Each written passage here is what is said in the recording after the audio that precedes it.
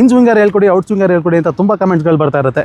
ಮಕ್ಕಳಾಗ ತುಂಬ ಕಾಮನು, specially parents ಕೂಡ ಆಗ್ತಿದ್ದಾರೆ. ಸೊ ಅರ್ಥ ಆಗದೆ ಇತ್ತೀಚಿನ ಪೇರೆಂಟ್ಸ್ಗಳು ನೀವು ತುಂಬ ಇಂಟ್ರೆಸ್ಟ್ ತೊಗೋತಾ ಇದ್ದೀರಾ ಮಕ್ಕಳಿಗೆ ಕ್ರಿಕೆಟ್ ಹೇಳ್ಕೊಡೋದಕ್ಕೆ ಅಂತ.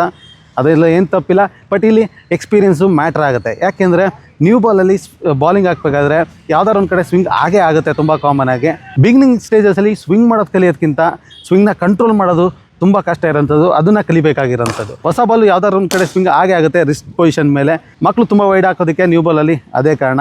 ಇಲ್ಲಿ ಸ್ವಿಂಗ್ನ ಥಿಯರಿ ಏನು ಹೇಳುತ್ತೆ ಅಂದರೆ ಏರೋಡೈನಾಮಿಕ್ಸ್ ಎಲ್ಲ ತುಂಬಾ ಇದೆ. ಈಗ ಸಿಂಪಲಾಗಿ ಅರ್ಥ ಮಾಡ್ಕೋಬೇಕು ಅಂದರೆ ಸೀಮ್ ಪೊಸಿಷನ್ ಯಾವ ಕಡೆ ಹೋಗುತ್ತೆ ಆ ಕಡೆ ಸ್ವಿಂಗ್ ಆಗುತ್ತೆ. ಬ್ಯಾಕ್ ಸ್ಪಿನ್ ಎಷ್ಟು ಜಾಸ್ತಿ ಇರುತ್ತೆ ಅಷ್ಟು ಸ್ವಿಂಗ್ ಆಗುತ್ತೆ. ಸೊ ಬಿಗಿನಿಂಗಲ್ಲಿ ಸ್ವಿಂಗ್ನ ಕಂಟ್ರೋಲ್ ಮಾಡೋದು ಇಂಪಾರ್ಟೆಂಟ್ ಆಗುತ್ತೆ. ಅದಾದಮೇಲೆ ನಿಮಗೆ ನೀವು ಔಟ್ ಸ್ವಿಂಗ್ ಬೌಲರ್ ಆಗಿದ್ದರೆ ಇನ್ ಸ್ವಿಂಗ್ ಹಾಕೋದು ಚಾಲೆಂಜಿಂಗ್ ಆಗಿರುತ್ತೆ. ನೀವು ಇನ್ ಸ್ವಿಂಗ್ ಏನಾದ್ರು ಬೌಲರ್ ಆಗಿದ್ದರೆ ನಿಮಗೆ ಔಟ್ ಸ್ವಿಂಗ್ ಹಾಕೋದು ಚಾಲೆಂಜಿಂಗ್ ಆಗಿರುತ್ತೆ. ಇದೆಲ್ಲ ಎಕ್ಸ್ಪೀರಿಯನ್ಸ್ ಮೇಲೆ ಬರುವಂಥದ್ದು, ಎಸ್ಪೆಷಲಿ ಪ್ರಾಕ್ಟೀಸ್ ಮಾಡ್ತಾ ಬರುವಂಥದ್ದು. All the best, keep practising.